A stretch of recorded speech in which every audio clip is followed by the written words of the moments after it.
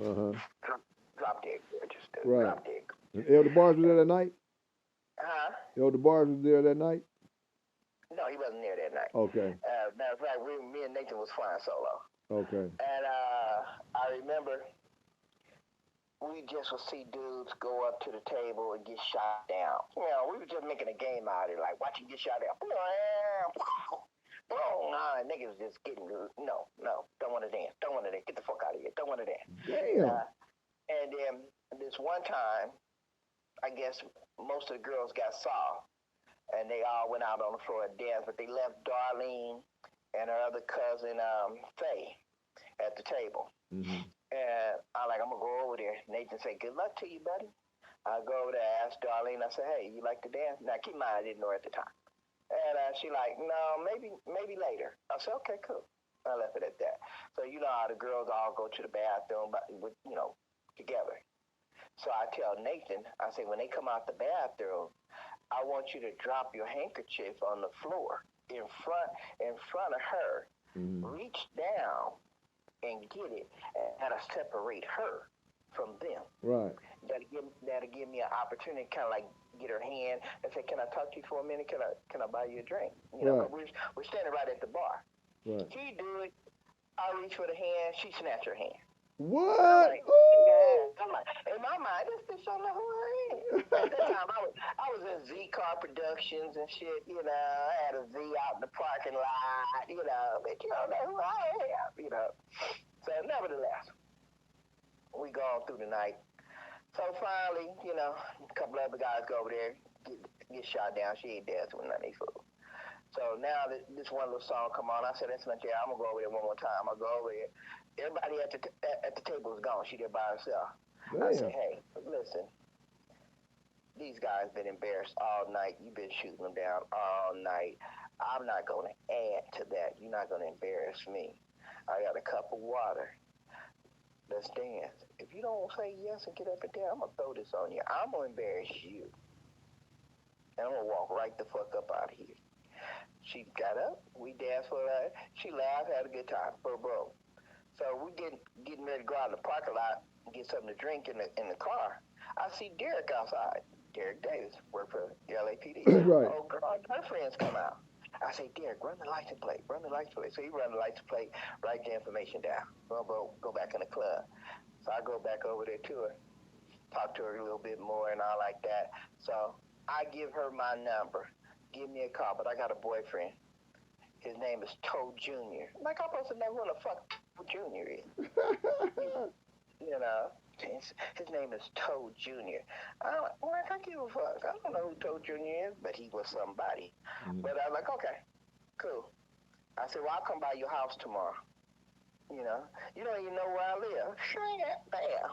How you get this? How you get there? I was like, you don't know who I am. But nevertheless, X amount of time go by. I'm up at Flips of Hollywood. Mm-hmm. Yeah, have you ever heard of that? Yeah, I remember Uh, the freaky soap. I'm up at Flips of Hollywood.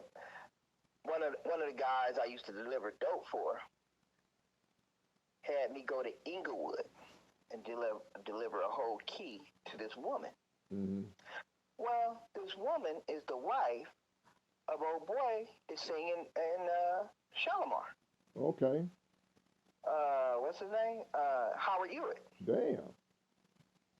Now, Howard Hewitt was just a regular singer. His wife was a big time dope dealer. Whoa. She was a baller. She was a baller. So we up at Flips of Hollywood, and Howard introduced me to Jody.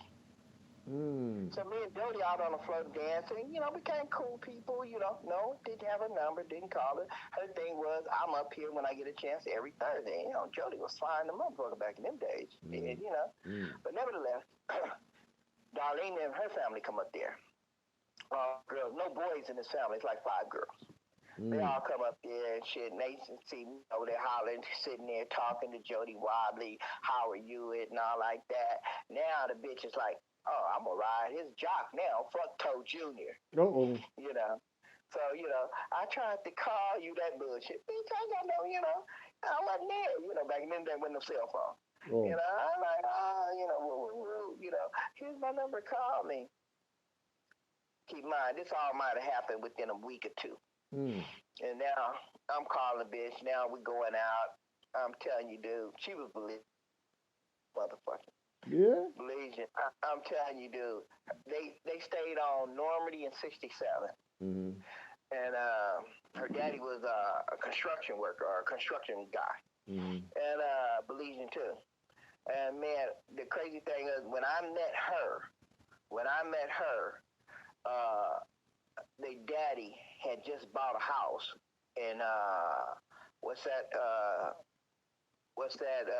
Shenandoah in Slauson. What's that over there? I was talking about, I was talking about. That's not Baldwin Hills. That's something else, ain't it? Yeah. Yeah, I can't think of the name, but he had just bought a house.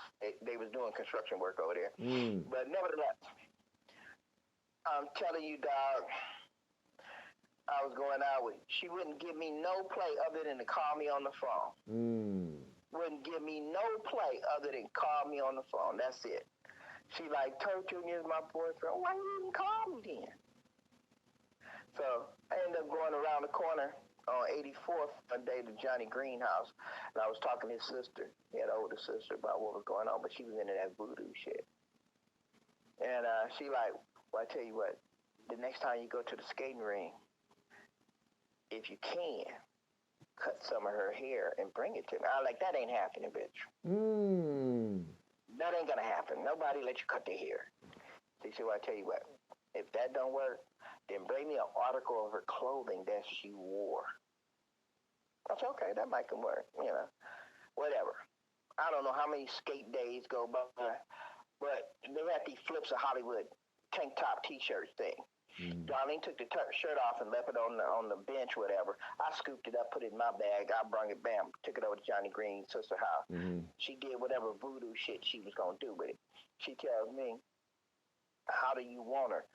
There's two ways of doing this. If you want her to leave you alone, then put it between the mattress and the box spring, the back side up towards you. That'll make her walk away from you, leave you alone. But if you want her, you put it chest side up. That'll make her come to you. I'm like, get the fuck out of here with this voodoo shit. But, Johnny Green's sister was known for that shit. And I put it underneath I'm telling you, she wouldn't do nothing but call and say hi. That's all she would do. I put it in between the box frames and the mattress, my little twin size bed. Mm. Chest up. Very next day, nigga, she was like, can you come over? What? Yeah. Can you come over? I like, yeah. I went over. Eric took me over there in his little Capri, 76 Capri. Mm. And as long as I had that T-shirt under my bed, she never stopped calling. She never stopped, nigga. I'm telling you, we was going out on the weekends, having a great time, because she had a car. And she had a 76 Pontiac Astra. I'll tell you about that later on. Mm-hmm. And she had a 76 Pontiac Astra her daddy gave her. And she come pick me up. Man, we go out every weekend. She come over during the week. But I'm going to tell you the one thing she wouldn't do. She wouldn't give me that pussy. What? Wouldn't let me see it. Wouldn't let me touch it. And, smelling it, it was really out. Oh, my God. I'm talking, keep by. My mama worked swing shift from 5 to 2. Now, we sitting there at my house on 85th and Broadway, nigga, by ourselves every day. Wow. Wouldn't let me see it, touch it, feel it. Let me touch the titties, everything. So now, it's about 2 or 3 weeks before Easter. And I go back to Johnny Green's sister. She's like, you still got that T-shirt? I say, yeah. She said, bring it back to me. Bringing the T-shirt back. Darlene tells me, hey, my mom and dad and my uncle and them, they go to Vegas for Easter weekend. You coming over? We're gonna have a nice little party. I'm like, cool. Came over Friday. Beer, music. Wouldn't let me touch it. I got that T-shirt back from Johnny Green's sister Saturday. She told me, put it in the bed, put it in between the mattress and the bed. You want to put it this way, on its side, fold it like this, but we'll put it on the bed. I I go over there Saturday. We drink it. I'm not interested. I'm tired of the bitch. She ain't giving me no pussy. So I'm actually looking at one of her sisters. Her mother and father and them don't come back till Monday. I don't know what it was. Sunday we was over there. The music was blasting, music, everything. And next thing I know, her younger sister, Faye, came in the back room where I was with everybody. And she said, Darlene said, come to her room. She want to talk to you. Oh, I didn't even know that she was gone. I go to the room. I open the door. She like, come in. The room all dark. Close the door. I'm like, okay. Put the dresser up against the door. Oh. I'm like, okay. I got the light on. She laying in the bed with the covers up to her neck. I'm like, what's up? You okay? Just close the door and lock it and put the dresser up against the door. I'm like, okay, I'll do all right. Now what? Get in the bed with me. And I see them big ass titties. I tell you, I wanted that shit so bad for so long. I think I got it in 1, 2, 3. Nigga. I'm sorry. Nigga. I'm like, man, that shit was funny as fuck, man. But yeah, we kicked it for a long time after that. Matter of fact, she bought me my Nissan truck. So what happened to her? So how she fall off? How'd you guys end up separating? That Nissan truck. Oh, no. Oh. The first car I ever bought and sold and made money on when I got hooked in the car game. She was working for a doctor's office on Wilshire Boulevard. Mm-hmm. And the car kept breaking down. So her mom and daddy, whatever, got together and they bought her a brand new 1983 Datsun or whatever Z. Mm-hmm. And on 10 sunroof T-tops, all that shit was real nice. And she sold me the Pontiac Astra for $50. Oh. I said, okay. So I had it inside the house. Sometimes it would start, sometimes it wouldn't. You turn it in with the flywheel, making the flywheel noise. Okay. So my sister's father came over one day, and he said, what you got to do is take transmission down. Either you got to put some shims in the starter, or the flywheel need to be re-ever done. And I said, okay. He like, I'll come over, help you out. Come over, I jack it up. I got a floor jack. The trip thing, I've only owned 2 floor jacks in my life. I've owned 2 floor jacks in the last fucking 4 months. But I had this floor jack, and he showed me how to undo how to take he never got underneath the car. He just told me what to do. I took the drive shaft off, undid the bolts at the top, one bop, bop, bop. Then boom, did the bolts at the bottom. He like, now you got to pull out the transmission, shake it, pry it loose. Motherfucking transmission fell dead on my chest, nigga. I'm down underneath that motherfucker hollering like a white woman. I'm like, what? Get on my chest. I remember he said, what did you think it was going to do? You think it was just going to hover up there?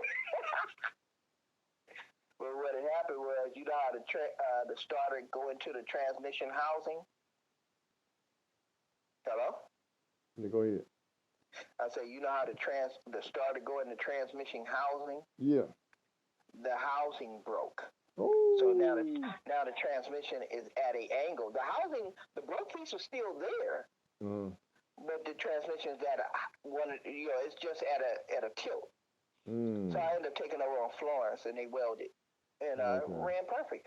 I started the motherfucker up, sanded it down. I took it to Earlshire or Crenshaw, painted it black. It was green. Painted it black, cleaned it up, sold that motherfucker for $1,500 in the rain in Torrance. You caught the bus up from San Diego and brought it, and I was hooked ever since. Ooh. I took that $1,500 and went and put it down on a Nissan, 86 Nissan pickup truck. Wow. And that's when our problem started. Once you got a Nissan truck back in them days, nigga, you had no problem with the beaches. Man. If you couldn't drive from 85th and Broadway down Manchester to Crenshaw, make a right turn, and bounce on a Friday, Saturday night, and a Sunday night, if you couldn't bounce, we call that bouncing, if you couldn't bounce all the way to Wilshire and all the way back. And you couldn't get no business, nigga. Something was wrong with you. Damn. Nigga, I'm telling you, Nissan Trucks was the biggest club, and it wasn't even a club. It was the biggest thing in '86, '87 that ever was. You can name whatever lowrider club you want. Mm. The Majestics, Thug Life, whatever the fuck you want to call it. Nissan Trucks. Because the Nissan Truck was only $2,800. Mm. Like I say, the 80s and the 90s was the shit. But that Nissan Truck broke us up. How's that? Oh, cause you stop fucking with her? No, I just had too many bitches. Oh, okay. I tell you, I never forget, we in front of Fat Burgers on a Sunday. We in front of Fat Burgers. And keep in mind, they stayed up in Ladera. That's it, Ladera. Okay. She come bouncing down east on Stocker. Mm-hmm. Get to Crenshaw, she make a right turn where that U.S. Bank is right there. I think it's Chase or U.S. Bank. Right. And my boy he hit me, they go, Darlene now. They done already looked over and saw my truck. I had a burnt orange truck. So it was other than Reggie and Compton, nobody else had a burnt orange truck. Mm-hmm. And that's why I bought it, because nobody else had that color. Everybody had white, blue, brown, a few reds. But, reds got you in trouble. Mm-hmm. Blue didn't get you in trouble. Red got you in trouble. A couple of friends I know had red trucks. They got shot, jacked, everything.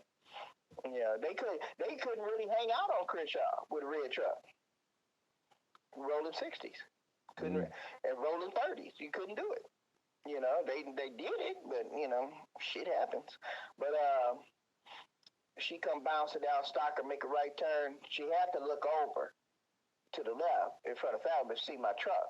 But then the homies like, hey, there go Darlene. They got to go all the way down to 54th, wait for the light, and bust a U-turn. Nigga, I hopped in my truck. I was gone. Had a little bitch in the car. I was gone. They pull up. Where did he go? Where did he go? Wow. The nigga like, who? What Charles up? Can you not here with no girl?